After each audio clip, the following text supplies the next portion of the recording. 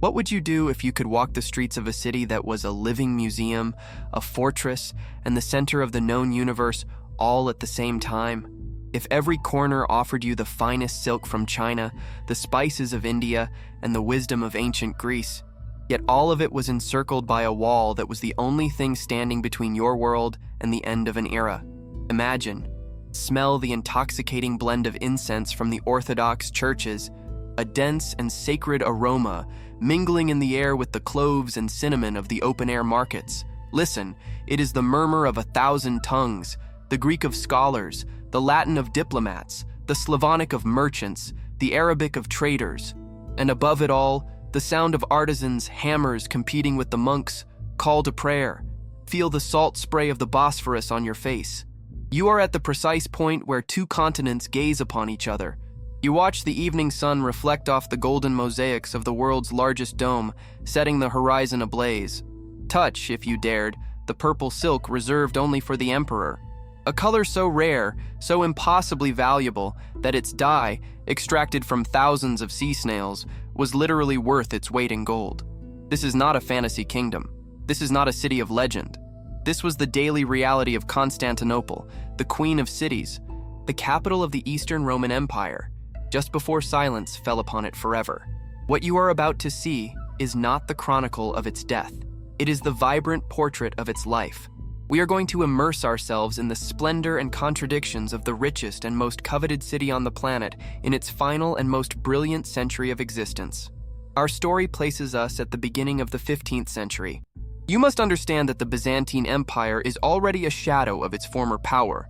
It no longer commands vast territories from Italy to Egypt.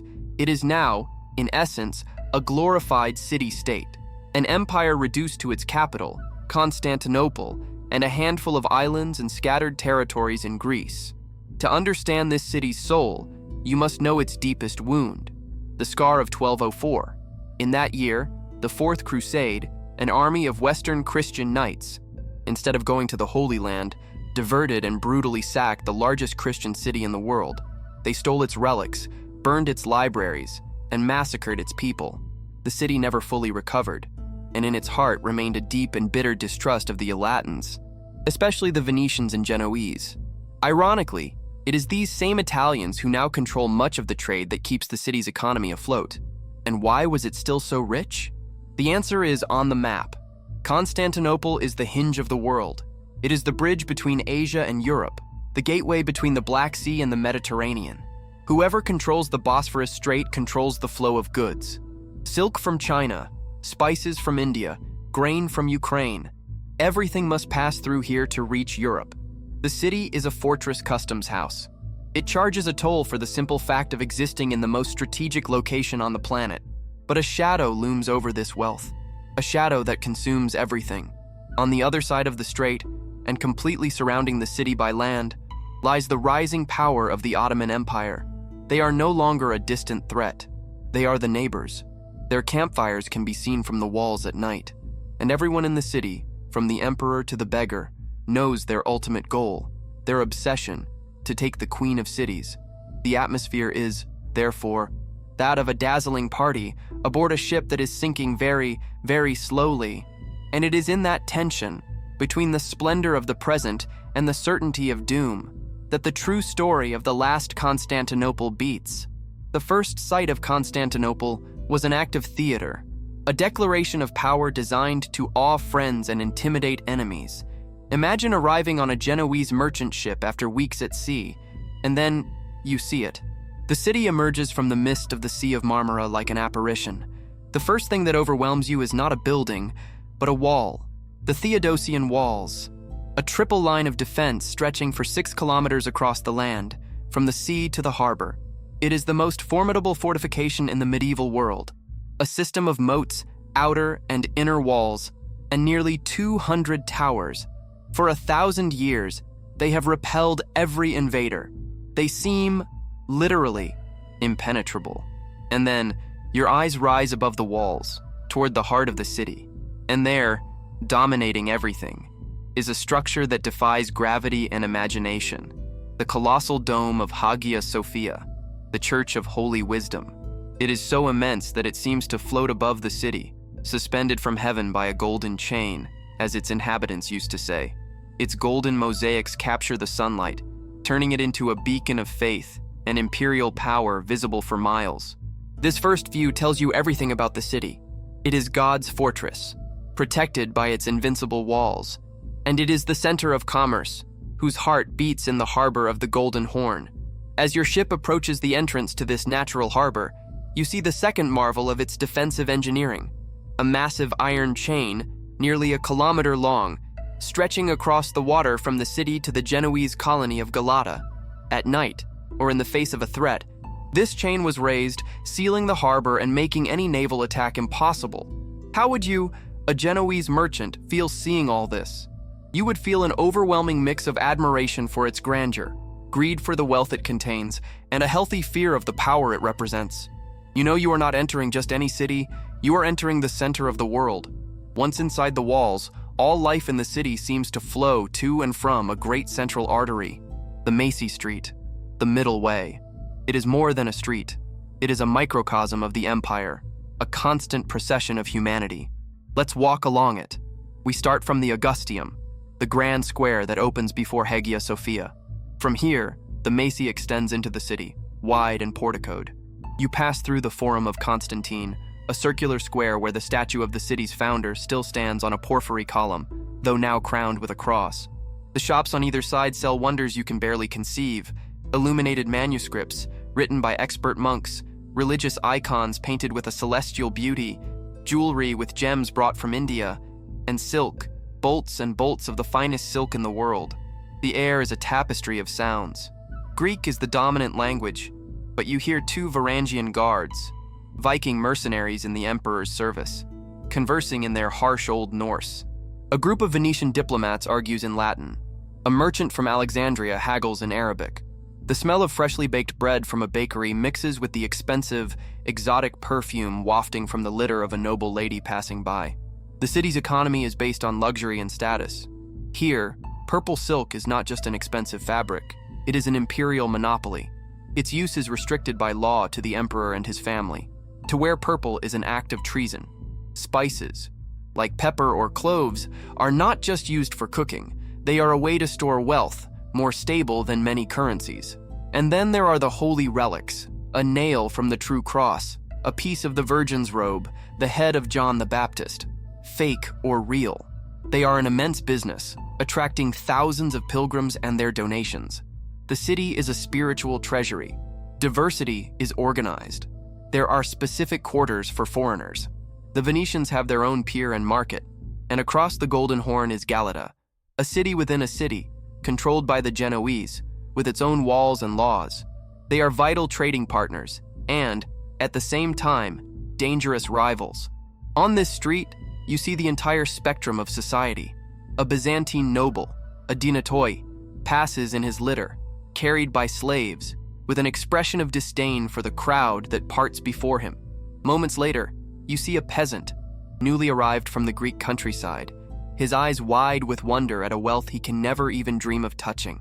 The Macy is the stage where the opulence and poverty of Constantinople dance together every day. Let's pause for a moment. Right next to the great imperial palace lies a vast oval arena. It is the Hippodrome, and it is much more than a place to watch chariot races. It is the true social and political lung of the city. The chariot races are a wild and thrilling spectacle, but the Hippodrome is the only place where the common citizen can see his emperor, and the only place where the people can express their will. The cheers and applause for a victorious charioteer can transform into acclamations for the emperor, or into boos and protests. A wise emperor pays close attention to the mood of the Hippodrome.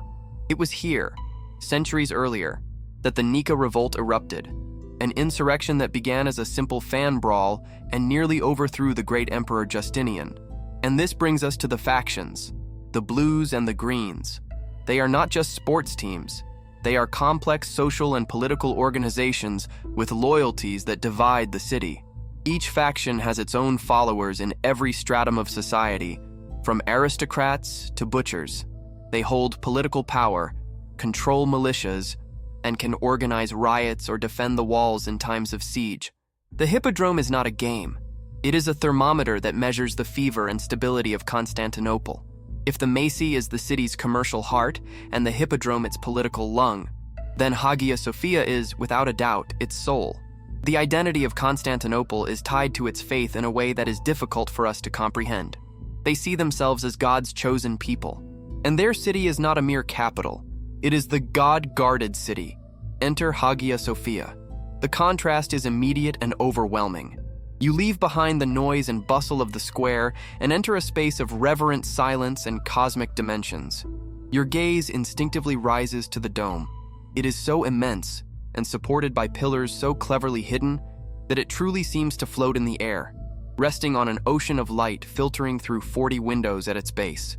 The walls are not bare stone, they are covered by acres of golden mosaics, millions of tiny glass and gold tesserae that capture and reflect the light, creating a supernatural glow. In them, you see the imposing and serene images of Christ Pantocrator, the Virgin Mary with child, and the emperors themselves offering the church to God, forever uniting earthly and divine power. This is the concept of symphony, the belief that the empire and the church are two parts of a whole, working in harmony. The emperor is not just a secular ruler. He is God's vice-regent on earth, his chosen representative. His power is sacred. This faith manifests in an obsession with holy relics. The city has accumulated the most important collection in Christendom: the crown of thorns, the holy lance, countless fragments of the true cross. These are not just objects of piety, they are considered spiritual weapons, divine talismans that guarantee God's protection over the city. For the common citizen of Constantinople, faith is not a part of their life. It is the very fabric of their reality. The church marks the rhythm of the days with its prayers and festivals. It offers solace in times of crisis. It provides a sense of identity and purpose. And, above all, it offers the absolute certainty that, despite the armies surrounding them, God and His Holy Mother are on their side. And with that protection, how could they possibly fall? Now, let's step away from the bustle of the capital for a moment. Let's travel in our minds to the peninsula of Mount Athos, an autonomous Byzantine territory. Here, in monasteries clinging to the slopes of the Holy Mountain, we find the other face of Byzantine spirituality. While Constantinople is a center of commerce, politics, and worldly pleasures, Athos is the heart of contemplation and prayer. Thousands of monks dedicate their entire lives to a cycle of fasting and liturgy, seeking union with God. Here, time is measured in church bells, not in business transactions. In their scriptoria, these monks perform a vital task. They copy by hand, with infinite patience, the sacred texts and the works of the ancient philosophers. They are the silent guardians of tradition. From their monasteries, the monks often criticize the decadence, luxury, and political corruption of the capital. They see it as a new Babylon, straying from the true path of faith. Yet, there is a deep irony in this relationship. These same monasteries depend entirely on the patronage of the wealthy nobles and emperors of Constantinople. Their lands, their golden icons, and their libraries are funded by the very wealth they criticize. This counterpoint shows us the fundamental tension within Byzantine culture, a constant struggle between the secular and the spiritual world, between earthly power and the quest for salvation. While much of Western Europe was slowly recovering from the fragmentation of the Roman Empire, mired in what some called the Dark Ages, Constantinople burned with the light of ancient knowledge. It was the mind of the world. Imagine entering one of the city's great libraries, perhaps the Patriarch's library or that of a wealthy scholar. The air smells of old parchment and oak gall ink. The only sound is the soft whisper of turning pages and the almost inaudible scratching of goose quills on paper. You see men of all ages, with long beards and dark robes, bent over texts. They are not reading the Bible. One is immersed in Plato's Republic. Another is adding notes in the margin of a copy of Thucydides' History of the Peloponnesian War. They discuss in elegant, classical Greek, the language of philosophers, not the vernacular Greek of the streets. The University of Constantinople, founded centuries earlier, and the numerous monastic and private libraries, were the custodians of the flame of classical civilization. They did not merely copy ancient texts. They studied them, wrote commentaries on them, debated them, and kept them alive as an unbroken intellectual tradition stretching back to Athens itself. It was thanks to these men, these anonymous guardians, that much of the philosophy, science, history, and literature of ancient Greece and Rome survived, and when the city finally fell, many of these scholars fled west, taking their precious manuscripts with them. They arrived in Italy and helped ignite the spark of a new era, the Renaissance. The mindset of a Byzantine scholar was complex. He felt immense pride, an almost boundless sense of cultural superiority.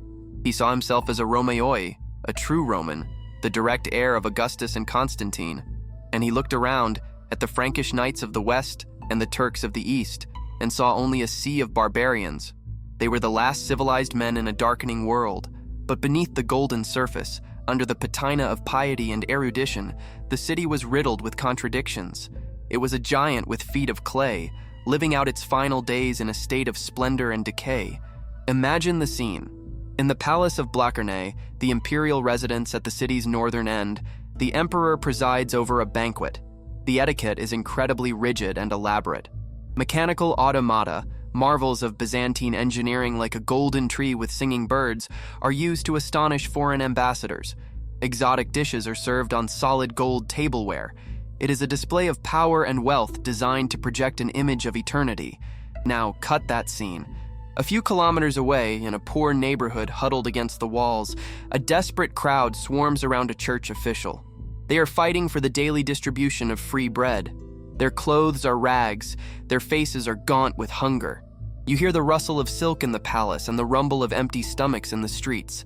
The government is a tangle of bureaucracy and high-sounding titles, but in practice, it is ineffective, paralyzed by court intrigues and a lack of funds. The army, which once conquered the world, now relies almost entirely on foreign mercenaries, Catalans, Italians, Turks, whose loyalty is always for sale. And yet, despite the overwhelming evidence of their decline, despite the Ottoman noose tightening every day, the populace clings to a blind faith and ancient prophecies. Prophecies that say as long as the equestrian statue of Constantine stands, the city will never fall, that an angel will descend from heaven at the last moment to annihilate their enemies. This is the collective psychology of the last Constantinople, a toxic mix of excessive pride, stubborn denial, religious fervor, and a deep, subterranean fear of the inevitable. They carried on with their chariot races, their religious processions, and their theological debates, as if their world, shrinking with each passing year, would last forever. For one last moment, picture a scholar atop the Theodosian walls at sunset. To the west, he sees the golden domes of his city, the center of the universe, gleaming in the last light.